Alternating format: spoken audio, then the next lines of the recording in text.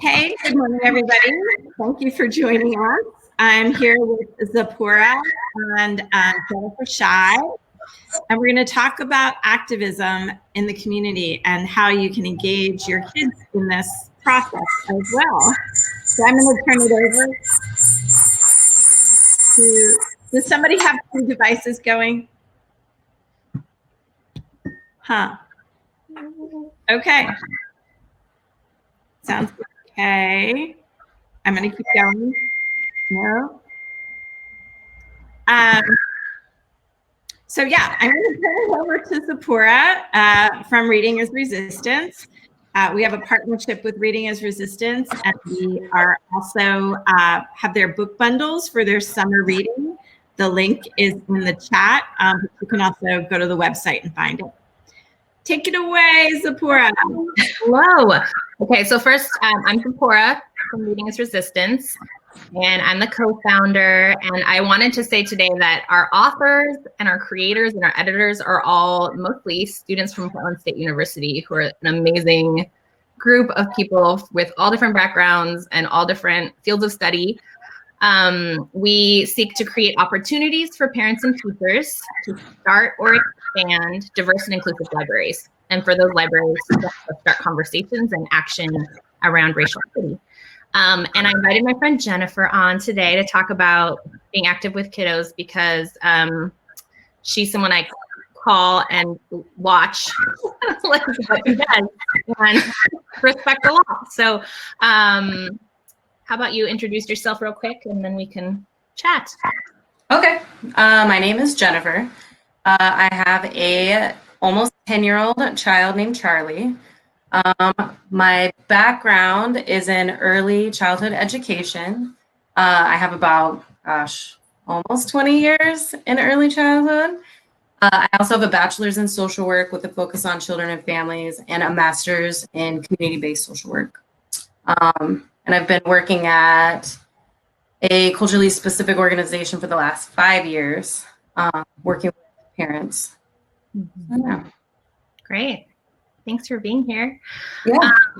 One of the things that I think a lot of us are thinking about right now is how to be engaged, how to be active, how to make sure we're not being silent around racial injustice. And when we have kiddos, that just adds another layer.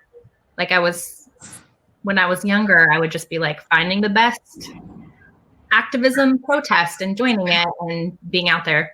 But there are a lot of factors right now that make that a little bit weird.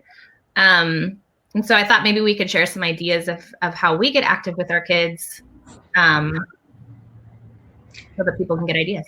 Well, St. John's did, I don't know if you saw, they had that great thing right in the plaza. That was really awesome. Yeah. And there were a lot of parents with their kids with masks and signs. Mm-hmm. I do want to emphasize the mask importance. Mm-hmm. I think we're really lucky to be in the community that we're in and have so much activism here. Mm-hmm. Yeah, that was a great gathering. Yeah.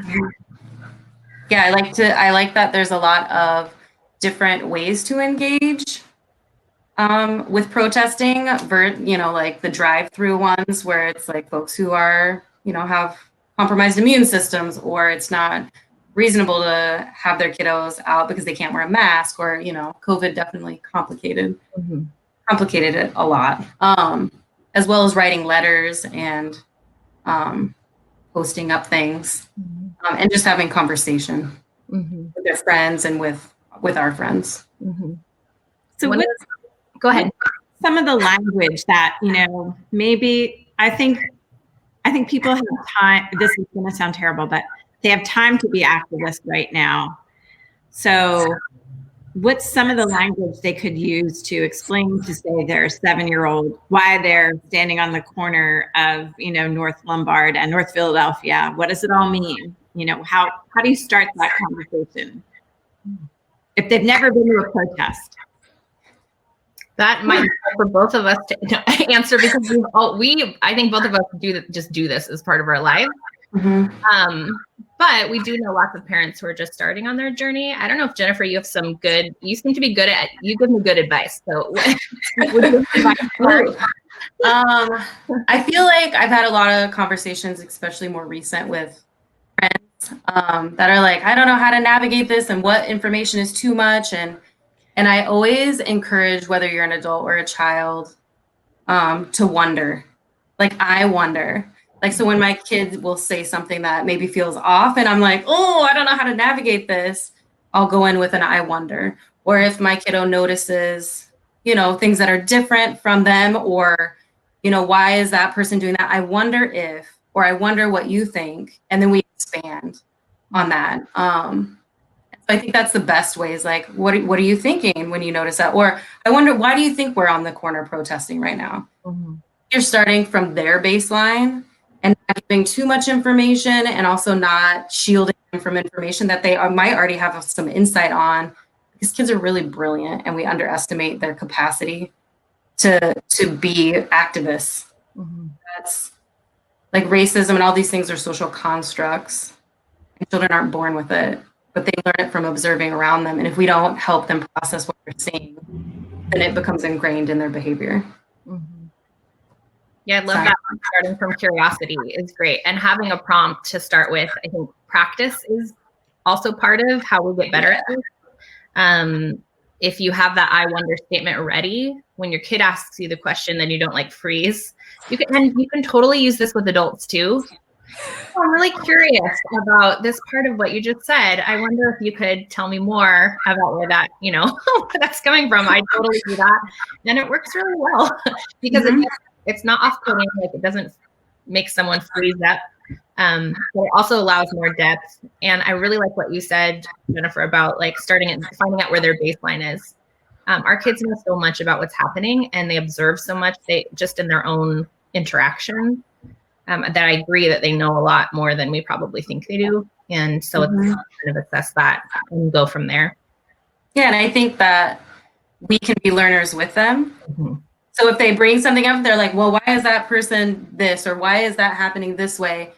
And if you don't know an answer, let's look it up together. Mm-hmm. And look it up together. And then say, does this feel like accurate information? And like, let me show you how to fact check. Mm-hmm. Like this is, that's like critical thinking and critical self-reflection. Mm-hmm. Is a skill to be taught that we really need to be teaching. So Zipporah, I know you told me that there were some events happening. Yes. And are these events that parents could involve their kiddos in, and how do they incorporate that into their life? Yeah, there's a couple of events I wanted to highlight. One just happened, and I have a feeling there will be another one, and I thought it was really beautiful. It was through the organization Black Girls Do Bike. And Nicole Watson, who is an amazing educator and just an amazing person. She's a Black woman in our community. She does union work, I think, with teachers.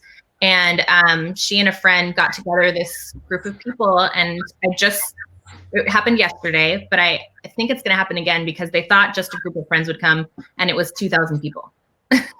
So just like awesome. A racial coalition of folks taking up space together, biking together, talking together, just being together in the space. And that looked like an awesome family-friendly, like perfect kind of event to go with your kids.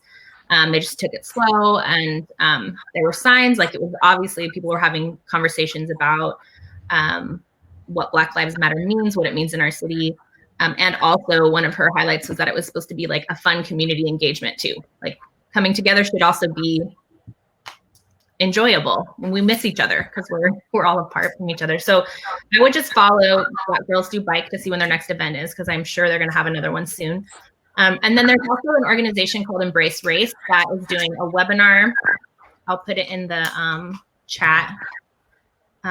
They are located not in Portland, but since everything's virtual now, but they're a husband and wife team. They have children, and they bring on various speakers. This one is going to be all about supporting leadership and activism of our young people. And so they'll have people talking on what it looks like to really encourage our young people to be activists, And it's great to hear from other voices that are not like in our normal circle. I think I've been having a really good experience hearing from people around the country, getting new ideas, kind of fresh perspective. So it's a free webinar. It's later today, and I highly recommend. They also record all of their stuff. So they have great stuff on just a variety of topics that are about race and raising kids. So I'd recommend that as well. And do you have all these resources listed on the Reading is Resistance website? No. Okay. People. I'm going to put them on our Facebook. To-do list now. What do you mean? Yes, I will have them on there. Yeah. I will make posts so that they're on there, that we can share them with other people. And the other thing is that we put together some books that might be useful for people, like to start conversations. I don't know if you do this at your house too, Jennifer, if you like use the things you're reading to talk about topics with your kid and friends and stuff, but that's definitely something we do. And we made a list of some of the books. I know I can't talk enough about Front Desk, but I'm serious that this book is such a perfect book to have conversations about this, because I was reading it again last night to make some discussion questions, and it is definitely about collective action. Like the way that change happens in this book is that a bunch of people come in together and share their resources. And I don't see that happening in a lot of books. We often see like a hero who just happens to be extraordinarily wonderful and changes things. And this book really shows that that's not how change happens, which I think is awesome. Everyone should read it. It's so good. And then there's also a book that Vera's reading right now, Strange Birds. Yes, I love that book. This is a great book. Field Guide to Ruffling Feathers. And it's a group of 4 young women who get together and make some change happen, which I think is also nice to see how that can happen within friendship or within peer group. So those are 2 of the books that I recommend, but there's like tons. There's tons for babies. There's a new anti-racist baby book coming out. There's already sold out. I don't know. Do you have it? I don't have it. No, I don't have the baby book anymore, but I follow them. There it is. Oh my gosh, I haven't even seen this. It just got released. Yeah, it goes with the book you're reading, Jennifer, the anti-racist, how to be an anti-racist. Same author. I love this. Yeah. It's the baby version. It is probably the only anti-racist book in stock anywhere right now. Because people think that young children aren't ready for these conversations. And they totally are. Yeah. And it's at that level, you're starting to just talk about identity and who are you, and other people have different roots. And yeah, I remember when Charlie was 3, they were watching a show while I was reading my school books because I was getting my college education while being a new parent.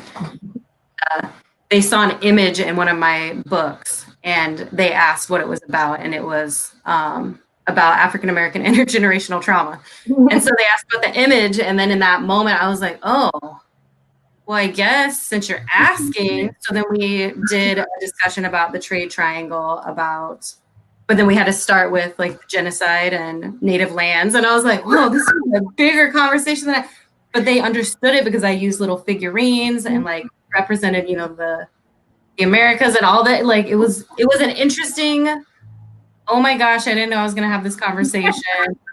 Are you understanding what I'm saying? And after that, they understood it. Like they understood not necessarily the depth of everything, but it made every conversation after that easier. Like, well, I already told you the beginning. So like now I can fill you in as we go, as you grow with what is occurring around you and how you can connect that back to your history.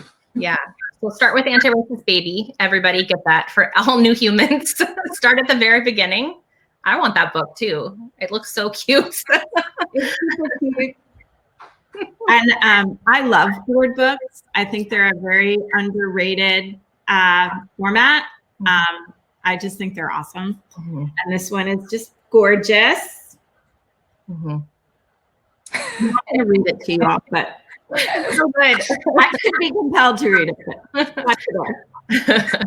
Yeah, so I know that a lot of the books about race in America are sold out or like back ordered because everyone all of a sudden was like, I need to know everything. But there are tons of books that aren't back ordered that are also like fiction can be a great place. All sorts of board books with different representation can be good to start conversations. So I just recommend like going to your, look at the Two Rivers website. They have tons of great books. We have a list of books that are about activism that's on there to check out. And we're just really happy to be having these conversations. So thanks for having us. Yeah, thank you. And is Vera going to come on and do her little book talk? I see her ear on the side there. This is just a warm up. I have her on the agenda for in a couple of weeks to be for real. So I think we're just going to warm up over time. That sounds good. One other thing I kind of want to touch on is now, I know the focus is Black Lives Matter, but how do we expand that conversation with our kids just for inclusion in general? Inclusion, period. It's just really important. I think I just talked to my kids a lot about how Black Lives Matter is a movement against like systemic racism. So the bigger thing is like a systemic oppression and racism and white supremacy, and that is being enacted on all of us. It impacts all of us in the systems that we're in. And I think that even with just like the most, right now emphasizing Black Lives Matter, that is about everyone. So that's how I talk about it. Like it's about equity and justice for Black people. And it's also about changing a system that once changed will better the lives of, everyone across the board. I guess that's how I think about it. I don't know. Jennifer, do you have a? Yeah, I think just always, it has always been a conversation. And always because my kiddo notices so many things just being out in the world, and they'll be like, oh, I noticed that person's body language did this thing towards that person. What's that about? Mm-hmm. Like, well, let's talk about that. What do you think it could be about? Mm-hmm. But here's historically what that could be about. Mm-hmm. And what do you think should happen? Like, what can we do in this moment? Because there's been many times like with police harassing folks who are living outside and like, why are they touching that person? It's like, well, we can stand here and watch them. Like that is something we can do in this moment to regulate them, because when they see you, you are a little white girl. This is what you can do with your identity and your privilege. And you can stand here and watch, and it's going to be uncomfortable and it can make you feel really anxious, but we can be uncomfortable. Right. And so I think every moment, anything that is ever brought up is something you can always talk about. Like there shouldn't be anything off top, like out of bounds of like oppression. Like we should be talking about these things all the time. Not just because of COVID, not just because of politically what's happening right now, but it should be a daily conversation. Ooh, and on that note, I just want to say that like the conversations about race are not. I've been seeing people who are like, please don't just talk about like the history of slavery when you're talking about like Black people. There's so much more there. And that's the same, across the board. Like there's so many things to celebrate around the power of Black culture. And I make sure to equally represent like oppression and also like the beautiful gifts and the beautiful medicine that that different people bring from where they're from. And I think that's another part of like also bringing in other kinds of stories with racially diverse characters, so that for someone isn't always like put in a historical framework or put in a oppressed situation, that we're reading their stories of joy and family and those things too. And that's part of that work as well. Yes, 100%. Yeah. Doesn't look like we really have any questions from anybody. Is there anything you want to say to wrap up, or maybe mention again the two events? Yeah, check out Black Girls Do Bike, because I think there's something brewing there that's really beautiful. And also the Embrace Race has webinars on race and family, specifically to raising children, and great experts on there. And I just say like, just start, being active doesn't have to look like one thing. Like my kid is experiencing a lot of anxiety right now, and we can't go coming out in public. It's too much right now. And Jennifer took was like, I'll take your signs with us. So we made signs and she took them out. So there's lots of ways, like I thought that was so beautiful and so communal. Like we can all have presence in different ways. So remember that too. Like if there's a barrier, there's a way to move past it and just still have your voice heard. Yeah. Yeah. All right. Well, thanks, ladies. This was really great. We'll share it out again to all the registered people with the links. And if anyone has a question, please call the bookstore 971-865-5941. And we have one next week, and our topic is something awesome. Our topic is collage and art. We're doing art. Yes.